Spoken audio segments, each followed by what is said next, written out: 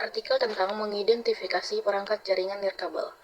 Perangkat jaringan nirkabel yang umum digunakan meliputi 1. Akses point atau disebut dengan AP, penghubung sentral untuk menghubungkan perangkat nirkabel ke jaringan. 2. Wireless router, perangkat utama untuk mendistribusikan sinyal internet. 3. Wireless Network Interface Card atau disebut WNIC, komponen yang memungkinkan perangkat untuk terhubung ke jaringan nirkabel. 4. Wireless Range Extender, memperluas jangkauan sinyal dari akses point utama.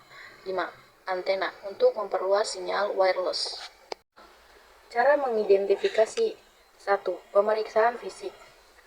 Periksa label pada perangkat, identifikasi port yang tersedia, perhatikan antena dan indikator LED. Cek nomor model dan serial. 2. Network Scanning, gunakan software Network Scanner. Periksa alamat MIC untuk mengidentifikasi vendor.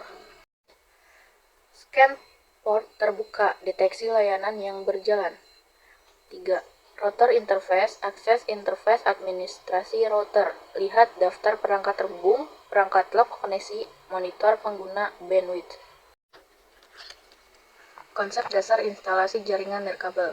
1. Konfigurasi jaringan. SSID atau disebut dengan Service Set Identifier digunakan untuk membedakan satu jaringan dari jaringan lain.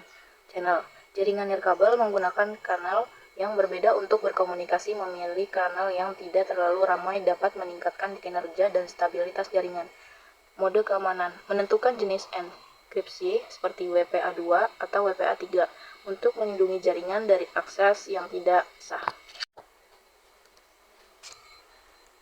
Kekuatan sinyal, penempatan akses point atau AP, penempatan akses point di posisi yang strategis dan bebas dari halaman fisik, seperti dinding tebal atau logam. Sangat penting untuk mencapai jangkauan sinyal yang optimal. Antena, menggunakan antena eksternal atau mengatur arah antena pada router dapat membantu memperluas jaringan sinyal. Interferensi, jaringan nirkabel bisa terganggu oleh perangkat lain yang menggunakan frekuensi serupa, seperti microwave atau perangkat Bluetooth. Penguatan sinyal, menyesuaikan kekuatan sinyal pada akses point atau router bisa membantu memastikan sinyal cukup kuat di seluruh area cakupan tanpa menyebabkan gangguan di jaringan lain. Langkah-langkah keamanan enkripsi WPA2 atau WPA3 menggunakan WPA2 atau WPA3 untuk melindungi data yang ditransmisikan. Penggunaan password yang kuat, membatasi akses hanya untuk perangkat dengan MIC address tertentu, meskipun cara ini bukan satu-satunya pengamanan karena MIC address dapat dipalsukan.